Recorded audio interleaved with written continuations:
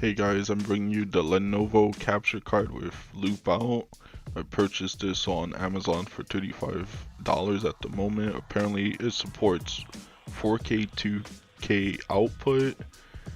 Looking here, it shows us how it's connected up to the computer, the display, and the device it's gonna give out the output. Okay, let's open this up.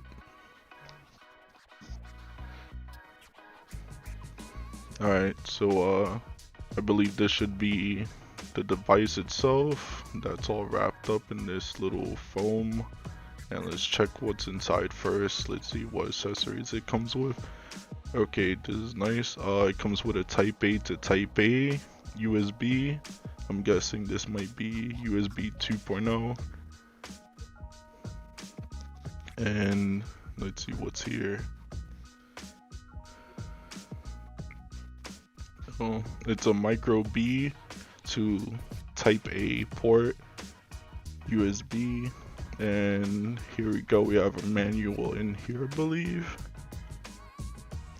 Oh yeah, it is. Okay, so it's just showing us how it's all hooked up, specifications, how to connect it to OBS.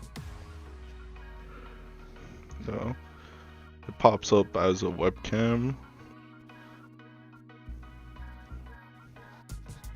Alright, let's put that back. Alright, let's take a look at the actual device itself. Alright, so I believe this might be aluminum. It comes with a 5-volt USB, micro B power, and a HDMI input.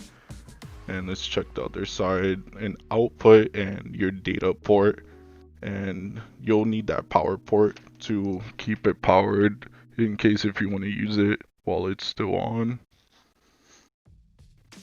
By the way, there's two different listings for this device. There's this one that I have, the video capture with loop, which is much cheaper than the other one, which is this one. It's the HDMI video capture with audio. So it has two separate 3.5mm jacks on each side, and I mean, I don't really know what's used for. I'm guessing this should just output audio, but if you want to save yourself $25, I probably would go for it, like $20. Okay, now I'll be showing the capture card versus the PS4 recording software that's built in, and this will include the audio from the capture card directly for all the clips included.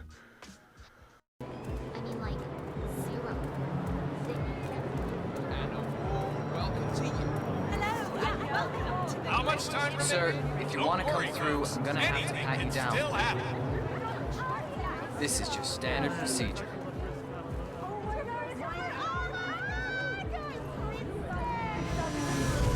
All right. Good job, sir. Thank you.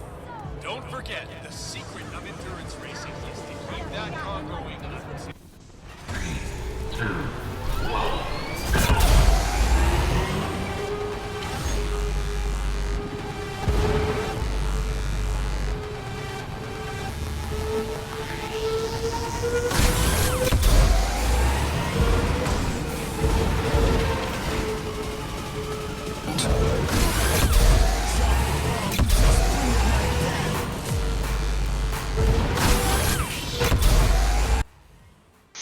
These clips were recorded at 720p, 60 frames per second. I was unable to capture any 1080p 30 frames due to the fact that it was just unusable, and I wouldn't even recommend it to anyone. If you're looking for some decent 720p 60 frames streaming or recording, it would probably be the way to go, because you can use XSplit or OBS with this capture card, and it also captures audio, so don't be fooled by that other one that says capture card with audio. I'll let this clip run for now, and I'll just sign off here.